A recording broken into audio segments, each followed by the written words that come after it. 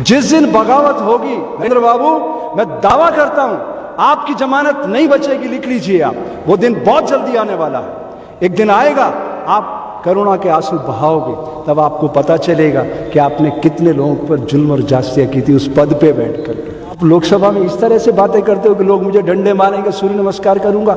अरे मेरे साथ सूर्य नमस्कार करो और एक भी एंगल पर अगर 1 मिनट खड़ा होकर के दिखा दोगे, मैं मुंडी कटाकर आपके चरणों में रख दूंगा। एक एंगल पे सिर्फ 1 मिनट खड़े होकर दिखा दो। आप बहुत ज्ञानी हो ना नरेंद्र बाबू, बुलाओ एक संत को, बड़े से बड़े संत को, और उससे कहिए कि राम का रा बोल के दिखा दे ऑक्सीजन लेते हुए, मैं अपनी मुंडी काट के उसके चरणों में कटा के रख दूंगा। अगर आप में हिम्मत है, बुलाओ रामदेव को, रविशंकर को, ये तमाशा बंद करो। सबसे ज्यादा एमपी गुजरात से होने वाले, सूरत से, महसाणा से, कच्छ से, मुझे पता है क्या हालत चल रही गुजरात में। लाइन लगी हुई है एनपीए वालों की, इस सब भागेंगे भारत छोड़ करके और आप कुछ नहीं कर सकोगे, क्योंकि आप तो उनके साथ खाते पी पाई है। मध्य प्रदेश के संदर्भ में जो आप कह रहे हैं, और ज्योतिरादित्य सिंधिया, उनके पिता माधवराव सिंधिया, उनकी माता विजय राजे सिंधिया, इनका तो इतिहास है दल बदल का। ये दल बदलने में माहिर हैं। ये सत्ता की चाशनी में हमेशा डूबे रहना चाहते हैं, और राजनीति में तो इंच मात्र झूठ पसर चुका है। ये देश के जो पंत प्रधान है भाई नरेंद्र जी, और गृह मंत्री भाई अमित शाह जी, दोनों गुजरात से आ रहे हैं। बताओ आप, गांधी जी सत्ता का विकेंद्रीकरण करना चाहते थे, और इन्होंने सत्ता की चाबी को अपने हाथ में रख के पूरी मैनेजरशिप को डेवलप कर दिया। अब राजनीति तो शून्य हो गई भारत में। लेकिन मैं ऐसा मानता हूँ, योग विषय का विद्यार्थी हूँ, जब विकृतियां चरम पे होती है तो सुधार की संभावना शुरू होती है। तो मैं देश की जनता से ये अपील करना चाहता हूँ कि अब श्रेष्ठ समय आ गया है लोकतंत्र को विकसित करने का। आप लोग अपने क्षेत्र में अच्छे लोगों को राजनीति में आगे बढ़ाइए, और मैं राजनीतिक दलों से भी विनम्र अपेक्षा करता हूं कि आप लोग अच्छे कैंडिडेट समाज के सामने रखिए। अगर ये दोनों ऐसा नहीं कर पाते हैं तो फिर तीसरा विकल्प खुला हुआ है, नोटा। नोटा को प्रत्याशी का दर्जा दिलवाने के लिए हम बहुत जल्दी अभियान शुरू करने वाले हैं। आज की स्थिति में ईवीएम पर नोटा है। मान लो आपको सारे कैंडिडेट, सारे राजनीतिक पार्टियों को उम्मीदवार पसंद नहीं है, तो आप नोटा पे भी अपना वोट यूज कर सकते हैं। लेकिन अभी वो विनिंग कैंडिडेट नहीं है। मान लो कहीं नोटा को सबसे ज़्यादा वोट मिल गए, तब भी जो दूसरे नंबर पे आता है उसी को विनिंग कैंडिडेट इलेक्शन कमीशन घोषित कर देता है। ये लड़ाई इतनी आसान नहीं है। ये जो आप सीएए और ये एनपीआर इनकी बातें करो, इससे भी कठिन लड़ाई है ये। इसलिए मैं देश की जनता से अपील करना चाहता हूँ कि अगर आपके क्षेत्र में सारे गुंडे, मवाली और अपराधी किस्म के लोग चुनावी मैदान में आ गए हैं, तो आप नोटा का इस्तेमाल करें। लेकिन तब नोटा को इतने ज़्यादा वोट दे कि वो सेकंड नंबर पे आ जाए, तब मैं आपसे वादा करता हूँ उस आधार को बनाकर मैं पीआईएल सुप्रीम कोर्ट में मेरे ट्रस्ट की तरफ से लेके जाऊंगा, और माननीय न्यायालय से अनुरोध करूंगा कि देश की जनता ने इन सारे अपराधी किस्म के उम्मीदवारों को नकार दिया। आप रिकॉल करिए इलेक्शन को, और इलेक्शन कमीशन को डायरेक्शन दीजिए आप, और इन सब को चुनावी सिस्टम से बाहर करिए। तब भारत में एक सच्चे लोकतंत्र का उदय हो सकेगा। स्वामी जी, लगातार जो है राजनीति में नैतिकता की बातें कही जाती हैं, गांधीवादी विचारधारा की बातें कही जाती हैं, गांधी जी के नाम पर वोट मांगे जाते हैं। गांधी जी खुद भी एक बड़े राजनेता थे, लेकिन आज भारतीय राजनीति जो है वो इस स्तर पर पहुंच गई है कि गांधी जी की तस्वीरें वाले जो नोट हैं, जो नोटों की जो गड्डी है, उनसे अब राजनीति जो है वो रातों रात बदल जाती है। गांधी जी को तस्वीरों में लटका दिया गया ना, और इतनी मालाएं पहना दी गई कि वो गांधी विचार हमारे जीवन में नहीं उतर सका। वो तो सत्ता विकेंद्रीकरण की बात करते थे। उसी गांधी के छपे हुए नोटों का आज लेन देन होता है। अब तो 25, 50, 100 करोड़ रुपए तक में ये लोग बिकते हैं। मतलब मैं ऐसा मानता हूं कि विचारधारा का परिवर्तन धर्म परिवर्तन की श्रेणी में आता है। एक व्यक्ति ये कहता है कि मैं सेवा के लिए एक पार्टी छोड़ के दूसरी पार्टी में जा रहा हूं, मुझे बड़ी हैरानी होती है। राजनीति सेवा का माध्यम कब से हो गई भारत में? यहाँ तो छोटे छोटे एमएलए 100, 200, 500 करोड़ के मालिक बन जाते 5 सालों में। उनके अज्ञात सोर्स क्या आज तक किसी को नहीं पता है। ये लोकसभा स्पीकर ओम बिरला, इसने जो आईटीआर भरी वो तो 3 लाख रुपए की थी, और 30 करोड़ रुपए बच्ची की शादी में खर्च कर रहा था। उसके अज्ञात सोर्स कहाँ से खर्च कर रहा था? कौन पूछने वाला है? कौन पूछेगा इनसे? आप मुझे एक बात बताइए, देश में इंच मात्र झूठ पसर चुका है। ऐसे में आप चरित्रवान लोगों को खोज के कहाँ से लाओगे? इसलिए ये बड़ा यक्ष प्रश्न है, और ये युवा शक्ति की बड़ी जिम्मेदारी है कि आप लोग वोट का सही इस्तेमाल करना सीखिए। मैं तो ये कहता हूँ नेट बैंकिंग की तरह मोबाइल से वोट आ जाए और नोटा को प्रत्याशी का दर्जा मिल जाए, आने वाले 5 सालों में पूरे देश का दृश्य बदल जाएगा। देखिए ये क्या कर रहे हैं, ये राजनीति के नाम पे क्या कर रहे हैं, देश को बांटने की साजिश कर रहे हैं। अगर देश के सब लोग मिलकर बच्चों पे फोकस करें और उनके भीतर से सुप्त विवेकानंद जगाएं और उन्हें बिल गेट्स बनाएं तो दुनिया को खुशहाल बनाया जा सकता है। लेकिन हम क्या कर रहे हैं, मैं हिंदू, मैं मुस्लिम, मैं सिख, मैं ईसाई, ये राजनीति के लक्षण नहीं है। स्वामी जी, मौजूदा परिदृश्य को देखें तो राजनीति अब ऐसा लगता है कि चुनाव जो है वो अब खत्म कर देने चाहिए, और ऐसा लगता है कि नीलामी करके नेताओं की जो है खुलेआम, जिस तरह से ये आईपीएल में जो है नीलामी लगती है, प्लेयर्स को जो है छांटने की आज़ादी होती है, उसी तरह से नीलामी लगा देनी चाहिए। क्योंकि बीच में जो है 6 महीने, 1.5 साल, 1 साल कोई सरकार चलती है, उसके बाद में जो है सरकार को उसकी पैर के नीचे से कालीन जो है वो खींच ली जाती है, नेताओं को नोटों के हाथ में गड्ढे पकड़ा दी जाती है, और चुनाव का जो है ऐसे में कोई महत्व नहीं है। तो क्या आपको ऐसा लगता है कि राजनीति जो है वो अब इतना जो है निचले स्तर पर आ गई है कि नोटों की जो है राजनीति, लोकतंत्र की बजाय अब नोटतंत्र जो है वो खुलेआम हो रहा है? अगर ये सब चल रहा होता तो दिल्ली में अरविंद केजरीवाल की सरकार कैसे बन जाती? वो उस अंधेरे में रोशनी की किरण है जो समाज को ये संदेश देना चाहती है कि देश का दिल दिल्ली है, और दिल्ली की जनता ने पूरे भारतीय समाज को ये संदेश दे दिया है कि चाहे जैसे हालात हों, हमें अपने मत का दान करना सीखना है। अगर हम मत का मूल्यांकन करेंगे और अच्छे प्रतिनिधि चुनेंगे, चाहे वो किसी भी राजनीतिक दल के हो।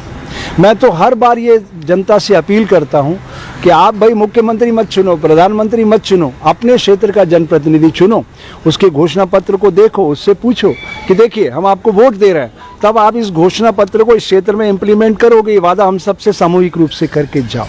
मैं ये भी मानता हूँ कि विकृतियाँ जब चरम पे होती है तो सुधार आता है। पानी 100 डिग्री पे जाके भाप के रूप में तब्दील हो जाता है, सोना शीशे में जलकर शुद्धता को प्राप्त हो जाता है, लोहा आग में तपकर फौलाद बन जाता है। तो अब विकृतियाँ चरम पे, और इस चरम पे पहुँचाने वाले ये दोनों गुजराती भाई हैं। गुजरात का मॉडल इन्होंने सारे देश में लागू कर दिया। ये क्या करते हैं, ये मैनेजर हैं अच्छे, ये धन के बल पे और सत्ता के बल पे हर आदमी को गुलाम बना के रखना चाहते हैं। और मैं एक बात कहता हूँ, अगर कानून की रक्षा होगी तो दायित्व बोझ जागता है समाज के अंदर, लेकिन अगर आप डर और भय का माहौल बनाते हैं तो प्रतिशोध की ज्वाला धधकती है। और मेरा ऐसा विश्वास है कि पूरे देश में प्रतिशोध की ज्वाला धधक चुकी है। ये चाहे मध्य प्रदेश में कुछ भी कर लें, सबसे पहले वो सारे जितने विधायक जो इस बात को नहीं समझ रहे हैं कि व्यक्ति से बड़ी संस्था, संस्था से बड़ा राष्ट्र, राष्ट्र से बड़ी मानवता होती है, मैं देश की जनता से अपील करता हूँ, जब वो आपके दरबार में आए तो इनकी जमानतें जब्त होना चाहिए। तो भारत में एक सच्चे लोकतंत्र का उदय हो सकेगा। ये अवसर आ गया है और इस अवसर को आपको भुनाना है।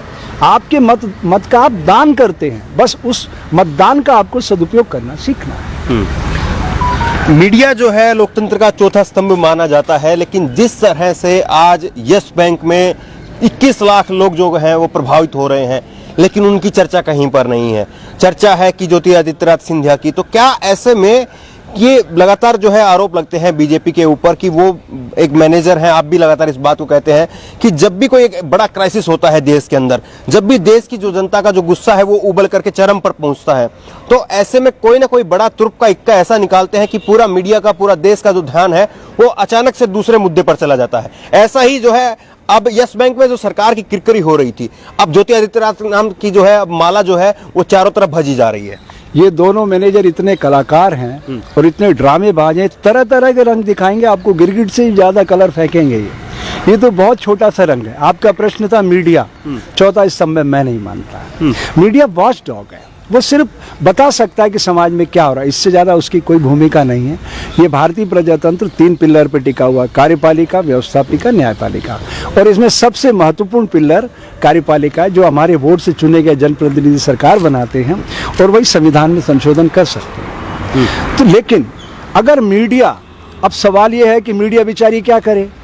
देखिए 2 रुपए का, 30 रुपए का अखबार 2 रुपए में बिकता है, और ये करोड़ों रुपए लगा के मीडिया के इक्विपमेंट लगाए जाते हैं, और 1 सेकंड ट्रिप मार जाए तो लाखों करोड़ों का नुकसान है। उनकी आत्मा जानती है जो मीडिया चलाते हैं, तो वो कैसे इस सिस्टम को चलाते हैं।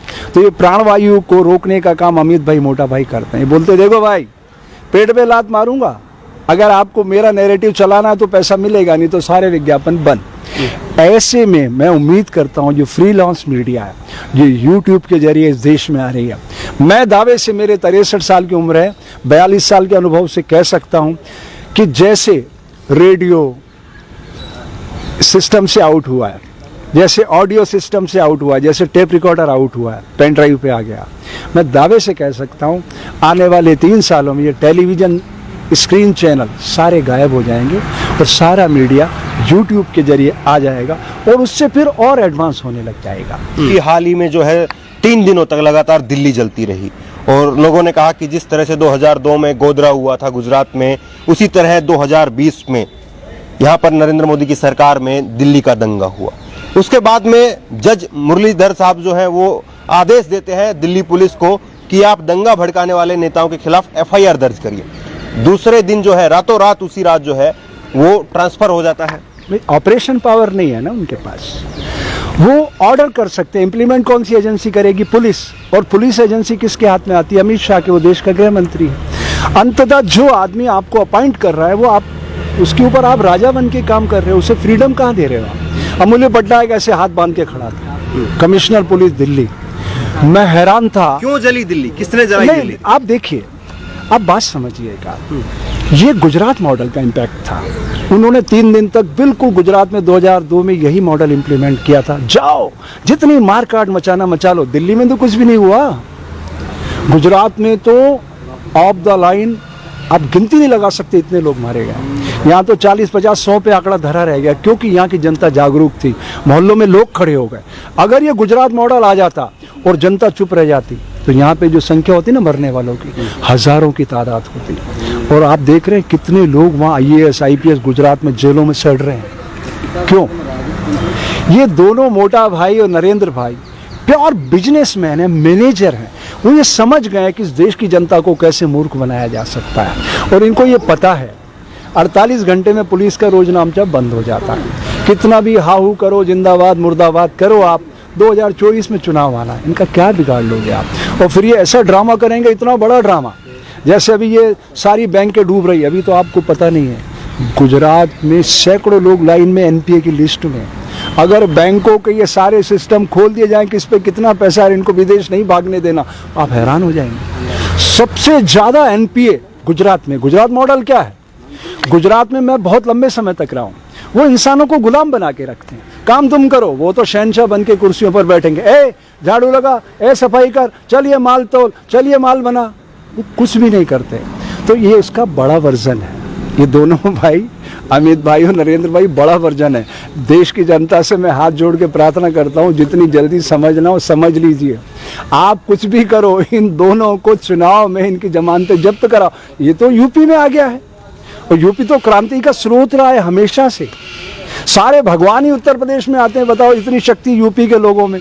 तो मैं आपसे प्रार्थना करता हूं, देश में कहीं कुछ भी हो, नरेंद्र बाबू की जमानत इसके अपने लोकसभा क्षेत्र में जब्त होना चाहिए। अगर आप भारत में सच्चा लोकतंत्र चाहते हैं तो। उसने हजारों मंदिर गिरवा दिए हैं। हमारे स्वरूपानंद जी के शिष्य अभिमुक्तेश्वरानंद जी बेचारे कितना जोर जोर से बोल रहे हैं कि धर्म के नाम पे कितनी खेती कर रहे हैं। ये सब वोट का ध्रुवीकरण है। ये राम जी का मंदिर वोट का ध्रुवीकरण है। राम जी किधर है इनके पास? इधर हम कसम राम की खाते हैं, हम मंदिर वहीं बनाएंगे। मेरा राम तो मेरे रोम रोम में बसता है, सबको न्याय देता है। और ये तो ध्रुवीकरण कर रहे हैं, उसके नाम पे ये देश को बांटने की साजिश कर रहे हैं। लेकिन ये इनका नैरेटिव मीडिया सपोर्ट कर रहा है। इनको मीडिया मतलब इनका मीडिया, जिनको ये प्राणवायु देते हैं, वो बिल्कुल नैरेटिव वही चला रहा है जो वो चाहते हैं। स्वामी जी, बड़ा सवाल ये है कि एक बड़ी आबादी का जो हिस्सा है वो इस समय CA के खिलाफ जो आंदोलन हो रहे हैं उसकी वजह से सड़कों पर है। एक बड़ी आबादी युवाओं की, वो बेरोजगार होकर के वो अब सड़कों पर उतरेगी। एक बड़ी आबादी जो कि इन्वेस्ट करती है, शेयर मार्केट की मैं बात कर रहा हूँ, जिस तरीके से शेयर मार्केट धड़ल्ले से गिर रहा है, रोजाना लाखों करोड़ रुपए का जो है वो नुकसान हो रहा है, तो उद्योगपतियों का जो है वो भी अब जो है सड़कों पर उतरेंगे। तो ऐसे में आप क्या देख रहे हैं, 2024 जो है वो कितना दूर है और कितना पास है? क्योंकि हम ऐसा देखते हैं कि अगर इसी तरह से जनता लगातार, ये जनता का जो भी वर्ग जो है वो लगातार इसी तरह से सड़कों पर उतरता रहेगा, तो क्या 2024 की जो इंतजार है वो जनता करती रहेगी? अर्थविज्ञानी वो धुरी है जिसके आसपास सारा संसार चक्कर लगाता है। अब इनके पास कोई मॉडल तो है नहीं, ये इनके पास कोई ऐसा थिंकर्स नहीं है कि हम जो है किस तरह से इस देश को बदलना चाहते हैं। अब ये कांग्रेस द्वारा बनाई गई सारी व्यवस्था को उलटना चाहते हैं। स्वागत योग्य, आप बताओ तो सही, आप किस तरीके से बदलाव करोगे ना, उनसे अच्छा क्या सब्स्टिट्यूट देने जा रहे हो आप। आपके पास कोई मिशन नहीं था, कोई पैशन नहीं था, कोई मुद्दा नहीं था, तो आपने क्या किया, ये सारी चीज़ ले आया। CAA, फिर आपका ट्रिपल तलाक, घर वापसी, राम मंदिर, 370। अरे विकास का मॉडल किधर है इसमें? वो नौकरियां कहाँ हैं? वो रोजगार के जो अवसर उपलब्ध कराने की बात थी, skill India, development India, make in India, वो सब किधर गए? बड़ी बड़ी बातें थी आपकी, सबका साथ, सबका विकास, सबका विश्वास, वो सब कहाँ खो गया? अब आप मुझे बताइए, अब ये जनता के दरबार में आखिर किस मुंह से जा सकते हैं? आप बताइए। इन्होंने वादे किए थे, इन्होंने मेरे खाते में 15 लाख रुपए देने का वादा किया था। मेरे खाते में जो पैसा था वो भी खर्च कर चुका हूं मैं। अब मैं अपना जीवन कैसे चलाऊं? मैं भी उलझ गया, संकट में आ गया, क्योंकि मैं तो किसी से पैसा मांगता नहीं, जो प्रेम से देते हैं लोग उसी से मेरा जीवन चलता है। तो सबसे ज़्यादा संकट तो मेरे ऊपर आ गया। तो नरेंद्र बाबू, जल्दी से 15 लाख रुपए मेरे खाते में भिजवा दो, मैं आपको अपना नंबर भेजता हूँ, प्लीज़ इतनी कृपा तो करना। आप देश के प्रधानमंत्री हो भाई, है। मैं एक साधु का चोला पहन के खड़ा हूँ। साधु का धर्म है समाज की सोई चेतना को जगाना। मैं जगा रहा हूँ कि आपकी जमानत नहीं बचना चाहिए नरेंद्र बाबू। देश में किसी की सरकार बने, लेकिन आपका हारना इसलिए जरूरी है कि आप गिरगिट से भी ज्यादा तेजी से रंग बदलते हो। आप याद है ना, आदिपुर में आप कैसे भाग गए थे, सरदार बन के रहे थे आप। क्या एक्टिंग है आपके पास नरेंद्र बाबू, मैं तो सलाम करता हूँ आपको।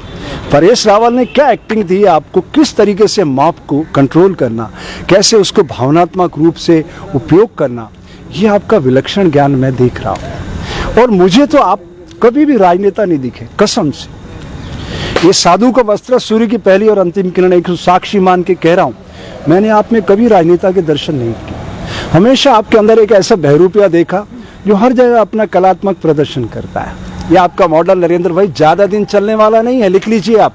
जिस दिन बगावत होगी नरेंद्र बाबू, मैं दावा करता हूं आपकी जमानत नहीं बचेगी, लिख लीजिए आप। वो दिन बहुत जल्दी आने वाला है। एक दिन आएगा, आप करुणा के आंसू बहाओगे, तब आपको पता चलेगा कि आपने कितने लोगों पर जुल्म और जास्तियाँ की थी उस पद पे बैठ करके। अरे मेरे साथ चलो कभी मेट्रो ट्रेन में, आओ कभी सब्जी लेने चलते हैं, फिर अपन दोनों भाई मिल के बनाएंगे, तब पता चलेगा कितने धक्के पड़ते हैं समाज में। जीवन के बुनियादी हक, बिजली, सड़क, पानी, चिकित्सा, शिक्षा, इनकी लोग मांग कर रहे हैं, तड़प रहे हैं लोग। भूख से किसान आत्महत्याएं कर रहे हैं। धरती का कोख चीर का फसलें उपजाने वाला किसान भूखा मर रहा है। MSP नहीं बना सके उसकी आप अभी तक। आप बातें करते थे कांग्रेस ने ये किया, मैं 100 दिन में ये कर दूंगा, काला धन लाऊंगा। अरे 6 साल हो गए नरेंद्र भाई, कब तक चलेगा ये ड्रामा कितने दिन का है? थोड़ा इंसानियत पैदा करो अपने अंदर। समाज ने आपको इतने बड़े पद पे भेजा है, आप अपने पद की गरिमा नहीं रख पा रहे हैं। और आप लोकसभा में इस तरह से बातें करते हो कि लोग मुझे डंडे मारेंगे, सूर्य नमस्कार करूंगा। अरे मेरे साथ सूर्य नमस्कार करो, और एक भी एंगल पर अगर 1 मिनट खड़ा होकर के दिखा दोगे, मैं मुंडी कटाकर आपके चरणों में रख दूंगा। एक एंगल पे सिर्फ 1 मिनट खड़े होकर दिखा दो। आप क्या बड़ी बड़ी बातें कर रहे हो योग के नाम पे। आप योग के नाम पे प्राणमय कोश से भी परिचित नहीं हो। अगर प्राणमय कोश से जिस दिन परिचित हो गए नरेंद्र बाबू, आपको पता चलेगा शूद्र व क्षत्रिय ब्राह्मण मानव शरीर के भीतर की स्थिति है। और इस दुनिया में अगर सबसे बड़ा कोई अन्याय है, वो इस भारत की धरती पर मां के गर्भ से अछूत पैदा कर देना। आप बहुत ज्ञानी हो ना नरेंद्र बाबू, बुलाओ एक संत को, बड़े से बड़े संत को, और उससे कहिए कि राम का रा बोल के दिखा दे ऑक्सीजन लेते हुए, मैं अपनी मुंडी काट के उसके चरणों में कटा के रख दूंगा। नहीं तो फिर ये मेरी बात ध्यान से सुनिए, आपको सैकड़ों लेटर लिखे मैंने, आपने कोई जवाब नहीं दिया। ये शूद्र व क्षत्रिय ब्राह्मण मानव शरीर के भीतर की स्थिति है। आज मैं इस ऑनलाइन इंडिया से किसी को नहीं बताता हूं, लेकिन आज बता रहा हूं, शूद्र सफाई कामगार मल मूत्र पसीना कफ इस शरीर से बाहर फेंकता है। एक दिन बंद कर दे, दूसरे दिन एम्स में भर्ती होना पड़ता है। समझ रहे हैं आप? यह है वैश्य मणिपूरक चक्र जठराग्नि। इसके भीतर अन्न प्राण विचार तीनों जाके मिलते हैं और डेबिट क्रेडिट को बैलेंस करता है, मांग पूर्ति का समन्वयक है और अलग अलग शक्ति केंद्रों को अलग अलग बांट देता है। और ये क्षत्रिय हार्ट, ये सैनिक, ये हार्ट 1 सेकंड ट्रिप मार जाए तो कौन नरेंद्र, कौन अमित, कौन हर्षानंद, समझिए आप, ये है हार्ट, ये सैनिक है। ये सामाजिक व्यवस्था के सैनिक नहीं है, ये सैनिक है। और ये ज्ञानेंद्रिय ब्राह्मण है, ये शरीर को सेवक के रूप में इस्तेमाल करती है। अगर ये आप ईमानदारी से बोल देते ना, भारत की धरती से हर बच्चा विवेकानंद बनकर, सुप्त विवेकानंद को जगाकर बिल गेट्स बन सकता है। और सिर्फ भारत ही नहीं, हम सारी दुनिया को खुशहाल बना सकते हैं। मैं योग विषय का विद्यार्थी हूँ और आप ब्रांड एम्बेसडर बन रहे हो योग के, और आप योग के नाम पर करोड़ों रुपए खर्च करके एक्सरसाइज को प्रमोट कर रहे हो नरेंद्र बाबू। मैं दावे से कह सकता हूँ, योग शरीर, प्राण और विचार के मिलन की कहानी का नाम है। आपने तो कभी प्राण से भी मुलाकात नहीं की है। आप देश के पंत प्रधान हो। योग इज 1 to 1। अगर आप में हिम्मत है, बुलाओ रामदेव को, रविशंकर को, ये तमाशा बंद करो और कहिए योग इज 1 to 1। लेकिन इस कायनात की शक्ति को वो नहीं पहचान रहे। एक दिन आएगा, ये कायनात एक प्रतिध्वनि सुनाएगी और उस फॉर्मेट में हिंसा का फल दुख, दया का फल आनंद तथास्तु करते हुए बरसाती जाएगी। और तब इनको पश्चाताप होगा कि वाकई में हमने इस समाज के लिए अच्छा नहीं किया। इनको तराजू पर एक शब्द नहीं मिलेगा न्याय के लिए कि मैंने एक भी काम ऐसा किया हो जो मेरे खाते में पुण्य के स्वरूप में दर्ज हो।